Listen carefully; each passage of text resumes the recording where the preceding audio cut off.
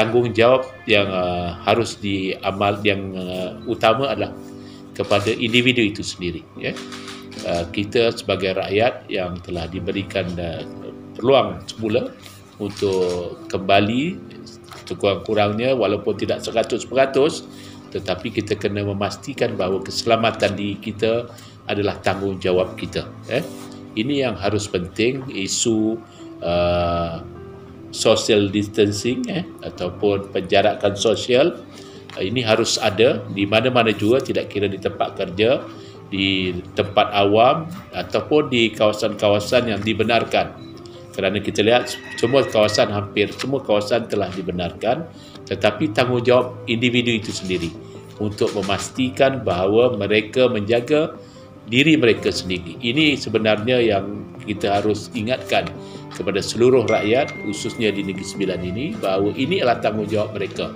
Kita tidak boleh lagi mengambil sikap hanya mementingkan diri kita, kerana ini melibatkan sakit dan juga melibatkan nyawa.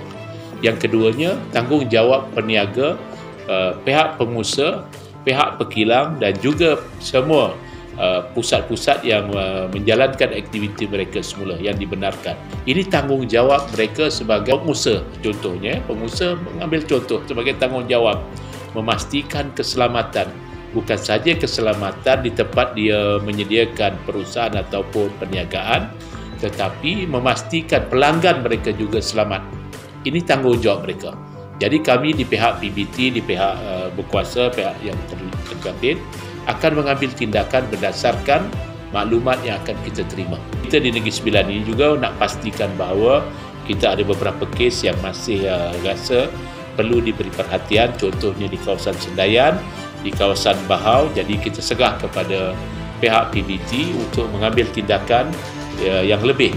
Maksud dia, mungkin perniagaan di kawasan tersebut kita akan kawal, supaya perkara ini dapat kita masih kawal lagi. Cuma di kawasan-kawasan yang hijau, kawasan-kawasan yang agak baik, kita akan benarkan. Tetapi di kawasan-kawasan yang kita rasa perlu diberi perhatian, kita masih beri perhatian. Kita tak benarkan lagi perniagaan di kawasan tersebut. Yang ditutup, kita kena pastikan tutup. Jadi ini yang harus kita terus lakukan supaya kita dapat mengawal jangkitan ini. Jadi itu harapan kita di peringkat negeri. Waktu ini kemungkinan akan ada warta baru. Kalau ikut warta yang ada sekarang, dia masih berjalan lah warta sekarang, iaitu 88. Tapi kalau kita tengok dalam SOP ada sampai 8 pukul 10, ada sampai pukul 12, kita tunggu warta barulah daripada pihak pusat. Mungkin ada daripada pihak pusat. Sebab kita kalau ikutkan warta PKP yang keempat ada 8 sampai 8 dan orang tak boleh lagi keluar 8 malam. Tapi kalau ikut SOP yang baru, boleh niaga sampai pukul 10 malam, ada kedai sampai pukul 12 malam. Jadi kita rasa bahawa akan ada warta baru, saya rasa. Jadi kita harap bahawa menjelang hari Senin ini akan ikut yang diumumkan oleh pihak persekutuan.